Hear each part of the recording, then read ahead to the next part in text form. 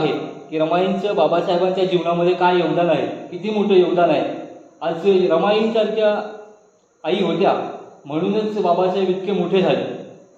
त्यामुळे रमाईंचं योगदान आपल्यासाठी, बाबासाहेबांसाठी, आपल्या पूर्ण समाजासाठी खूप मोठं योगदान आहे त्यांचं. तर त्यांना मी पुन्हा एकदा वंदन करतो आणि ते सांगतो. भगवतो अरहतो सम्मा संबुद्धस्स. नमो तस्स भगवतो अरहतो सम्मा संबुद्धस्स. नमो तस्स भगवतो अरहतो सम्मा संबुद्धस्स.